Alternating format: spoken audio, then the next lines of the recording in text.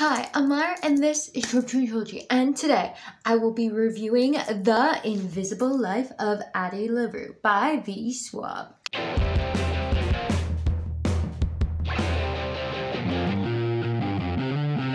So at the end of last year and beginning of this year, this book seemed to blow up on BookTube as one of the most popular books just in general. So as a book reviewer, I wanted to see what all the buzz was about and if I personally thought the book deserves the hype.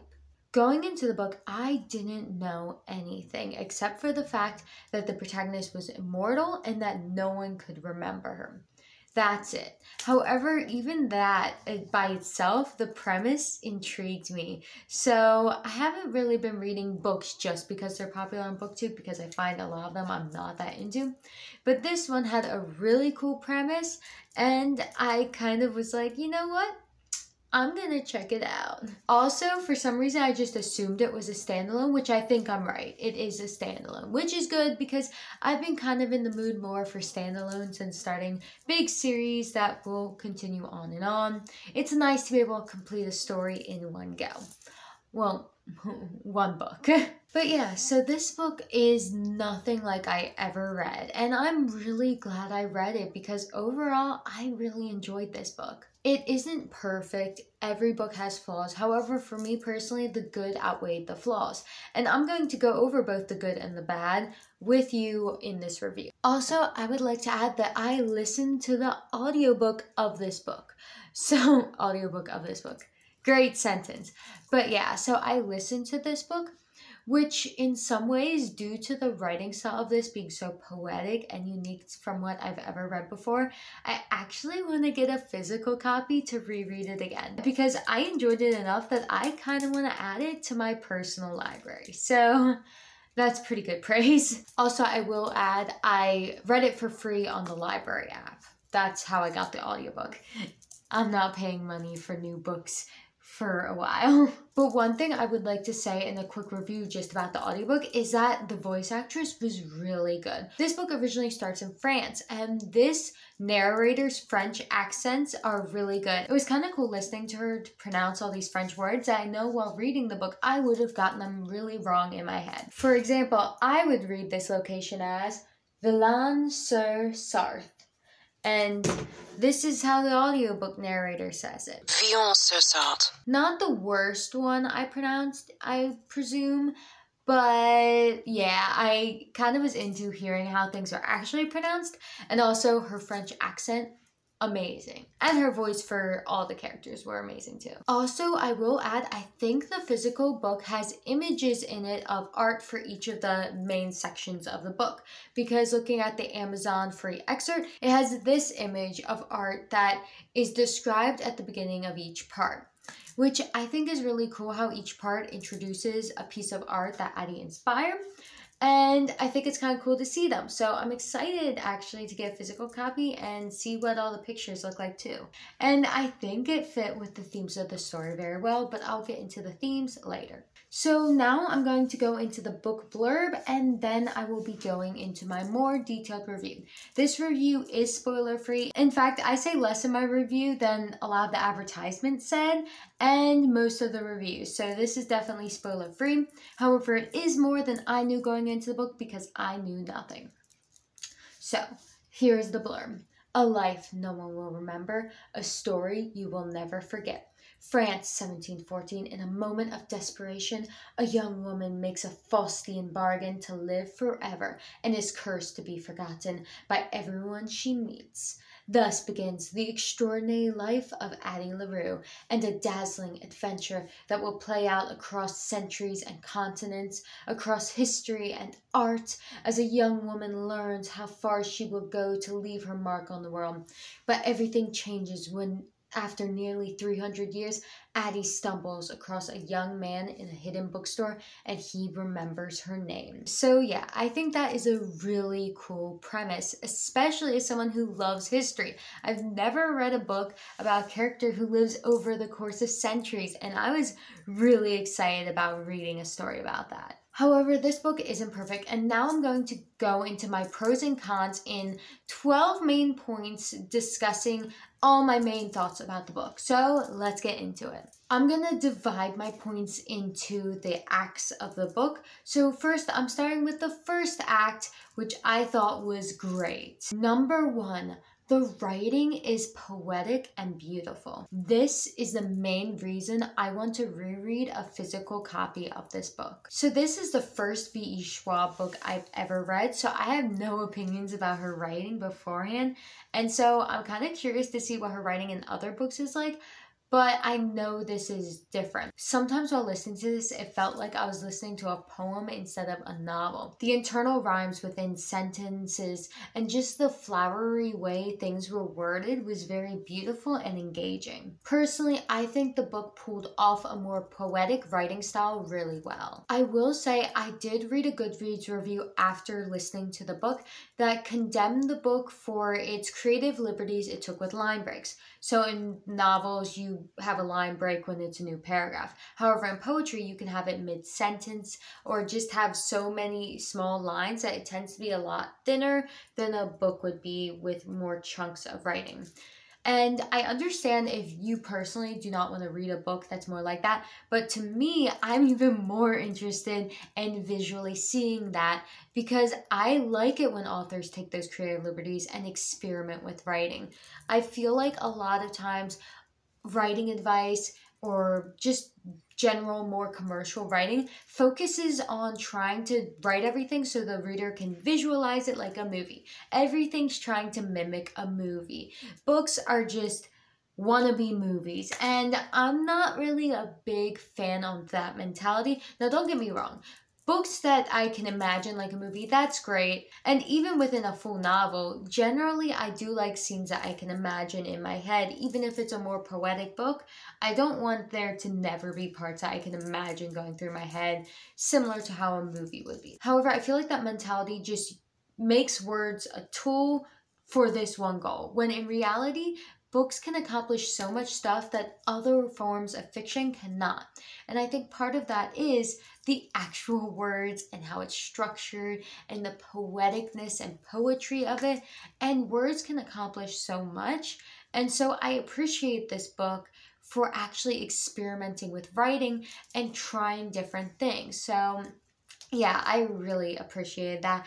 And I love books that take creative liberties with how things are written. One example in this book that I loved how it was written in such a creative way is there is a character in this book who is overwhelmed by others' opinions of him and what others say to him.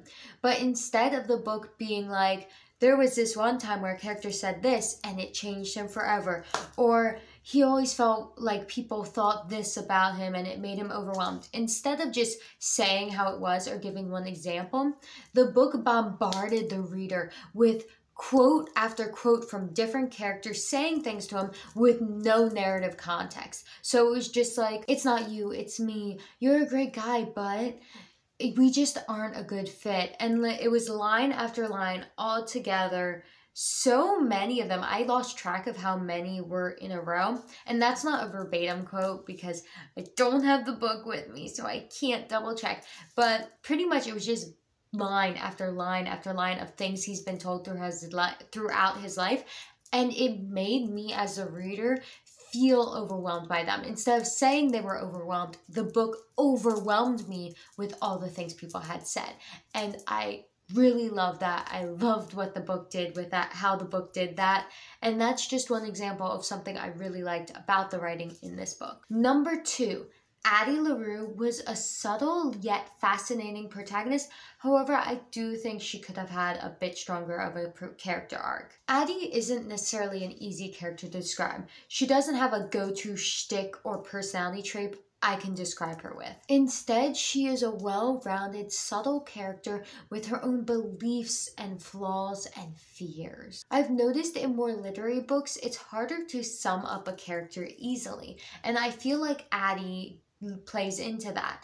I do feel like she's well-rounded and that I know her well, and I really liked experiencing everything beside her. I loved following Addie throughout her story, but I can't easily just sum up her personality to you because she's not that simple or obvious. And it's cool seeing her in the past adapting to her curse and becoming more proficient in surviving with it. And then also seeing her in the present when one person finally does remember her, and seeing how she deals with the fact after 300 years she's never been remembered. She can mess up a meeting with someone and just try again the next day. Now the consequences for every mistake she makes stays, and he remembers them, and that overwhelms her in different ways. So it was really cool seeing all the different nuances of her personality and her character, and how different situations cause her to react in different ways. And I think part of the reason I feel that way with Addie is that Addie is such a reactive and adaptable person. She's invisible. People don't remember her. So she's adapted to be the type of person who talks to people in a way that she will get what she wants. She learns people. She plays off of them. So of course her personality isn't necessarily the most distinct because she reflects those around her and adapts to those around her. She isn't a solid presence, but someone flowing throughout many different lives. My only issue with her character is I do think she could have had a stronger character arc. She lives over 300 years, and yes, she does change and adapt, but sometimes I feel like the scenes that would have been really good for her character arc were mostly just summarized as something that will happen or had happened. And I think one of the things about her arc is after 300 years of not being remembered, not having any ties, she's not entirely like a human. She's something a bit off. And I think this could have been a bit more obvious if at the beginning of the story, Addie showed more hesitation at things like stealing and some guilt about it. So then at the end, when she just is so used to pickpocketing, she doesn't even think of the consequences, it would have felt more impactful. But in reality, she never seemed to think of the consequences of that, which I think if she had, would have made her arc a bit stronger. Also, one thing about Addie that's really important to her character is her realization that even though she won't be remembered, people can make art influenced by her, and the idea that she inspires can outlive the memory of her. There's a whole thing in this story about ideas versus memory of people, and it's really cool. My only issue with that is that we never actually see her purposely inspire someone, which she does. That's a whole thing about her character.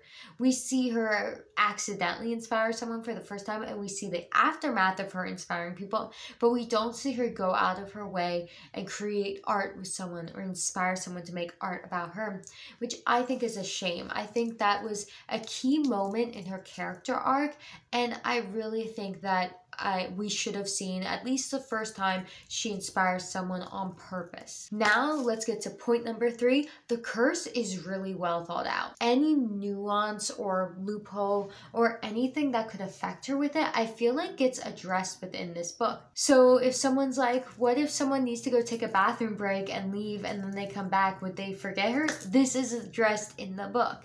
And I know some people are like, their biggest, and honestly that's the biggest complaint I've seen about the book, is like, what are the chances these people don't need to go to the bathroom? But that is pointed out, and honestly I don't think it's that big a deal. Now, point number 4. The beginning of this book immediately drew me in. The first act of this book was a 5 stars for me. The book has 2 timelines going in chronological order. The first timeline is Addie in 2014 New York, living and then eventually meeting the person in the Blurb. And then the second timeline takes place from her earliest childhood memory to her getting the curse and adapting to it, leading up to the present. So these timelines are interwoven, going back and forth, and it's really well done in my opinion. At the beginning of the 2014 section of the book, it starts with quiet moments of her just surviving in New York. She is alone for almost all these scenes, and it creates a real sense of isolation. And even when she's around people, she's constantly thinking about the many times they've forgotten her and how tired and weary she is of doing this dance with them, of getting them to warm up to her, to like her, to accept her, only for them to forget her again.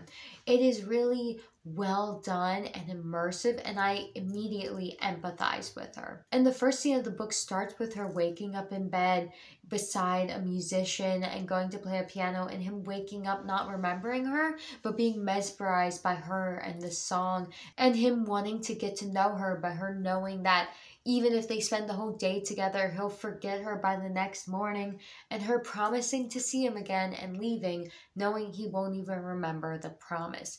It was so tragic in like kind of a tragically romantic way that I immediately shipped the two characters, which is a shame because he's not really that relevant to the story. I mean, he's part of the story, but he's not a character that really comes back at all. So, I just immediately shipped this couple because of how tragic it was, and then wasn't a thing. But yeah, that just tells you how good that was written, because I'm not a person who ships characters right away. I like slow burn, so it was well written. And reading about Addie's past in 1700s France, reading about her growing up and wanting to remain free and unmarried, and everything leading up to her deal and the tragic aftermath of once the deal is made was so well done. I loved every moment of it, and I truly felt immersed in the time period and setting. I really grew to care about Addie, and I really empathized with her. Now, I will say there is a bit of a thing where she's like, I don't want to get married, and she kind of judges a girl who does get married and has kids, and that girl wants to get married and has kids, but it's not necessarily in a like, oh, she's stupid or bad type thing, but as much as she's withering away and dying. Every child she has, she's dying. So that was a bit weird to me. The book definitely isn't very positive about marriage or having children, which I don't necessarily agree with, but it was such a small part, and it felt so integral to Addie's character. She was never mean towards that woman. She thought that woman was nice and kind, and she was to her. So overall, I don't think that's that big of a deal, but I thought it was interesting how different Addie's perspective is from mine. So I don't think that's a negative. I think that's just who the protagonist is. And everything that happens in the 1700s part of France leads to my next point, number 5. I was genuinely really sad. After Addie is forgotten by her family, seeing her deal with the fact that they've forgotten her and her survival all throughout her first year in France, I was like, oh my gosh, it was so sad. I felt so much. It was just the beginning of the book, but I was like, this book's getting me hard. Now, I will say the midpoint and end of the book did not evoke emotions in me as consistently or as strongly as the beginning. The beginning was like bam, bam, bam, bam for both the past and present, but after a while, it wasn't as constant. The book did have moments where it made me feel, but definitely not as strongly as the beginning. The beginning was so powerful in this book. I loved it. Speaking of the beginning versus the rest, I'm going to talk about the middle section of the book now. My overall opinion of the middle section was it was slower and left me wanting more. So, point number 6, the second POV wasn't as good and left me wanting to just go back and see more of Addie. So in the middle part of the book, we get a second perspective, and it takes over a whole middle chunk of the book. We don't really see Addie's perspective at all during this chunk. Now, this isn't the entire middle, but the book stops being about Addie and becomes about this other character, which I wasn't a fan of. After everything in the beginning, I was so attached to Addie. Having to be away from her for so long was not fun for me. I was not necessarily into those sections as much. Now, don't get me wrong, this character is actually pretty well-rounded, well thought out, and it's also well written. I mean, the example I gave of what I thought was great, beautiful writing was actually from this character section. So don't get me wrong, this part was still good. But after reading about Addie's so like extraordinary and tragic and epic life, reading about this other character, it wasn't as fun for me. I do feel like he's well developed in that I know his fears and flaws and what he wants, and he really is well-rounded in that way. However, I also think like Addie, his personality isn't as obvious, but I think that has more to do with he really just doesn't have a strong personality at all. And that is sort of kind of goes with the point of his characters. So again, I don't necessarily think it's bad writing, but a character without a super strong personality who isn't as interesting as the main character isn't necessarily one I want to leave Addie for a large section of the book to read about. Now, if that character still got his point of views, but was interspersed with Addie more, I would have been a bit more fine with that. But even then, however, by having me learn about this character from his perspective instead of him interacting with Addie, it kind of perpetuates an issue I see in some books. And that is if you have multiple characters who you want your audience to know about, but also who are supposed to have a really tight relationship and grow to know and trust each other throughout the story, maybe you should have the readers learn about these characters from them trusting and confiding with each other. Because I think it would have been more powerful to learn about him alongside Addie as he told her these things. Yes, maybe we wouldn't have gotten such a deep narrative and as many layers to his story. It would have been confided into dialogue and conversation. However, I think it would have made their relationship stronger because I wasn't really that strongly invested in them as a relationship, and I think actually having me learn about him through Addie would have been more effective in making me care. So now point number 7, the book got repetitive. So after the guide section, the book went back to being about Addie's present and past. But the thing is, the events of her past and present began to feel formulaic. So to get her immortality, Addie made a deal with the darkness. So the past scenes all became just her interactions with darkness as she saw him over the years. Now she wasn't constantly with him. So it'd be like a year passes and she sees him again. 5 more years pass, she sees him again. So it would just skip to those moments when she interacts with him, and it just was conversations between the characters with maybe a quick intro of what Addie's doing in that time period, and then boom, we're focusing on this guy again.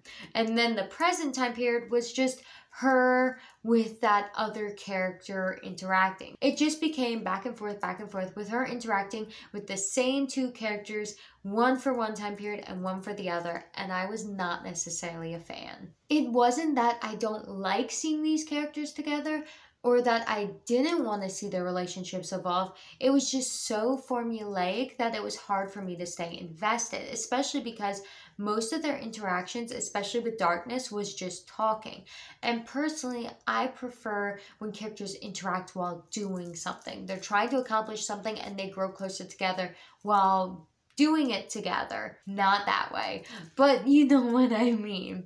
So the fact that they're just talking wasn't as interesting to me. Now, point number 8. The historical setting is underused. So I'm going to be honest, as someone who really likes history, I'm going to admit this might not be a real flaw with the book as much as something I hoped for and didn't get. So if you don't have the same personal preferences as me, this might not be something you would take issue with. So the first part of the book that takes place in 1700s France was so immersive in the setting and the time period, and I absolutely loved it. However, the later historical settings of the book, I didn't like how they were done as much. The first scene that disappointed me took place in Paris during the French Revolution.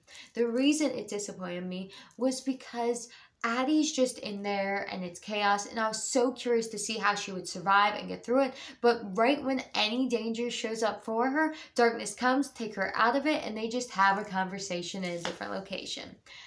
I wasn't a fan. I understand why having darkness take her out was a plot point, but even then, I would have liked to see her experience the chaos of the revolution for a bit longer, because Addie lives through so many big historical events, and I realize that's not the point of this book. The purpose of this book is a character study of Addie, but also to go into the themes of art and ideas outliving people. I understand that. And so I realize this is a personal preference, but there were a couple historical scenes where I wanted to see more. And even then, after a while, I stopped feeling immersed in the different time periods. Addie would go to a time period, it would be barely described, and it would just be a background for Addie to have a conversation with darkness, which at that point, it became kind of disappointing. I feel like that was part of the reason why I didn't like the formulaicness of it as much, because the settings were underutilized, in my opinion. And also, the history in the book ended up just evolving into other historical figures who made deals with darkness. So it'd be like, oh, Beethoven made a deal with him. Oh, Shakespeare made a deal with him. Oh, Frank Sinatra. And it was kind of more name dropping than I wanted. I was like, okay, every historic artist and then a couple other military figures all made deals with darkness. Wow, great. I don't care that much about it. I wanted to see more of Addie actually in those time periods. And going off of that, point number 9, the book doesn't address changes in the world and how they affect women. So the reason I specify women, so I know there's so many historic events, and it's kind of like weird for me to be like, this is the one I want the book to address, because I know a lot of people, their critiques of the book is it didn't address a lot of social issues because it was really more of an individual character study, not about the greater world. And personally, I would never ask an author to talk about an issue that they don't want to or don't feel comfortable writing about, because that's just not a good idea. And it's kind of like, why are you telling people to write something that they might not be comfortable doing, and then therefore how they write it, you probably won't even like it. You won't think it does it justice because their heart wasn't in it. But the reason I specify this is because the historic part in 1700s France constantly talks about how being a woman makes Addie's life harder, how she wishes she was a man, and most of the male characters and female characters for that matter in that time period are pretty sexist to her, treat her poorly, and it's such a big thing about Addie's character, her being like, I wish I was a man. Addie never thinks about how it's hard to be a woman in the present. There's no guys or women who treat her poorly in the present at all or really show any discrimination. And so the fact that one setting of the book made such a big deal about it, and it was so integral to Addie's character and why she made the deal, because she was being forced to marry someone she didn't love, versus like the present where it's not an issue or not addressed. I think it would have made sense to have at least one scene during maybe women's suffrage, since I think Addie was in America by that point, or just anything about the changing of society and how Addie felt about it. Because it's not necessarily that I want a scene discussing women's suffrage. I want a scene showing how Addie feels about it, showing Addie think about all these issues that took up so much of her thoughts at the beginning, and see how she feels about them later. Because I think that goes with some of my issues, because in the earlier parts of the story, it felt like Addie had so many things that she cared about and thought about all the time. Her family, her curse, being forgotten, what it means to be forgotten, survival, and also what she went through as a woman and her struggles and how she resents them. Then in the later parts of the book, it felt like it just focused on her relationships with the different male characters, which there was still other parts to her character, don't get me wrong, but I think that the other things about her needed more to them. They needed to feel wrapped up instead of just dropped. And while most of the stuff, like their curse and stuff, were throughout the whole story, they were never forgotten, but the whole her being a woman was so constant throughout the past and then just gets dropped. It just feels like it needed wrapped up better. And I think that having a scene where there's some big change for her, or she thinks about how it changes, would have helped. So despite my feelings on the middle not being the best and being kind of like about it, the ending of the book did turn it around for me. So I'm going to discuss those things that I really liked at the end. Number 10, the romances were not romantic, but they felt mature. So Addie has two main romantic relationships in this book. And the thing is, both of them were pretty much because the guy was her only option, which the book acknowledges. So one of these relationships, the relationship was sweet and their interactions together were cute, but I didn't really get chemistry from them. And honestly, if it weren't for the fact that they were each other's only options, I don't think they would have been a couple. They felt more like a close friendship of people who were there for each other in their time of need. And honestly, I don't necessarily think Addie would be attracted to this person despite her situation. But I don't think this is a flaw because the book acknowledges this. The book has a very mature view on relationships, and Addie acknowledges that she's not even sure she loves this guy, but he's enough for her. She's what she needs in this time of her life, and he's giving her the experience she needs so badly. After being forgotten by everyone for 300 years, she's grateful for their relationship, even if she's not desperately in love with him. Then the second relationship feels a lot more out of physical desire and just need to be with someone who sees you and remembers you, and that relationship is not healthy, and the book acknowledges that. It never pretends that it's something that it's not, and so that mature view of it makes it really interesting. And both these relationships, though they weren't ships of mine, I don't ship them, I didn't root for them and like, oh my gosh, I want them to be together way. I thought they were really mature, and I really liked reading about them and reading about the characters' feelings about them, specifically Addie's. Because to be honest, both the guys' views of the relationships are the more I love you, less mature views, but Addie is very mature about them, which I liked reading. So they wouldn't be on a top 10 romance or couples list for me because I do like the romances that I can root for, but I like how these were done in this story. Number 11, the ending of this book was great. So I don't want to get into spoilers, but I mostly guessed the general gist of it, but there's one specific thing in this book I did not guess, and I kept trying to figure out, like, how can this end in a way that will be satisfying or whatever. After 300 years of all of this, what could be a satisfying ending?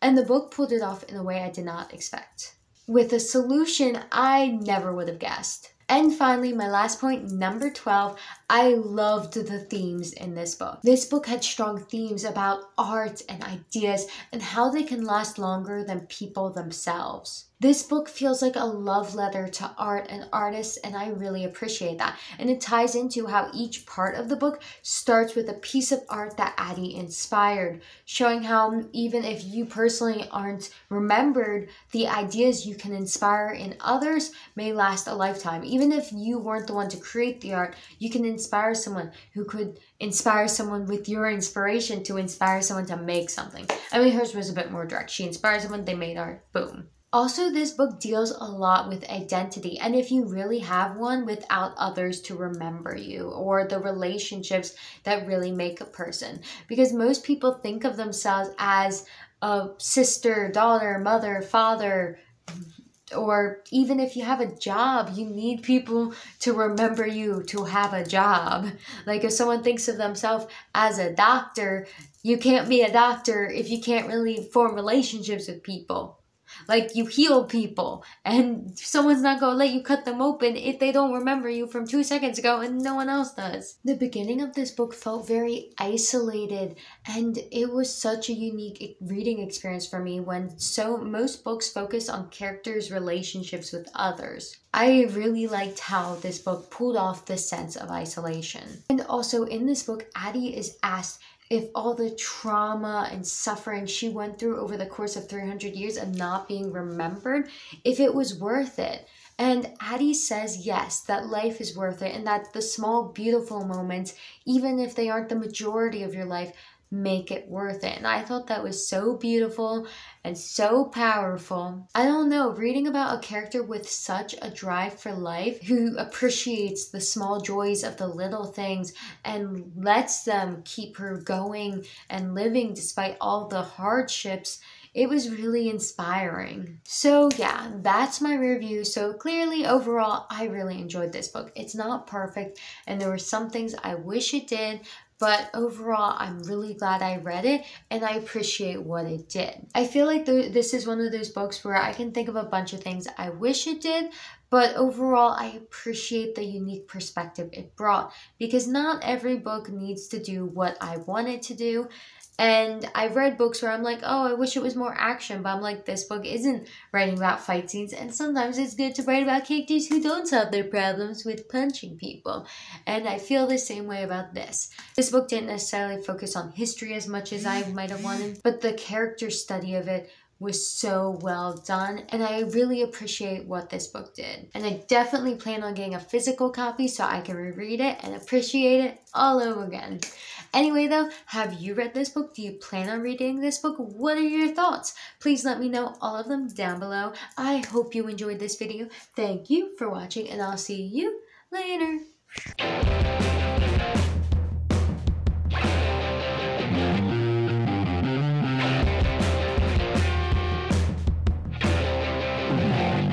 One, 2, 3, 4, 5, 6, 7.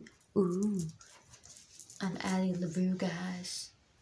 In the flesh.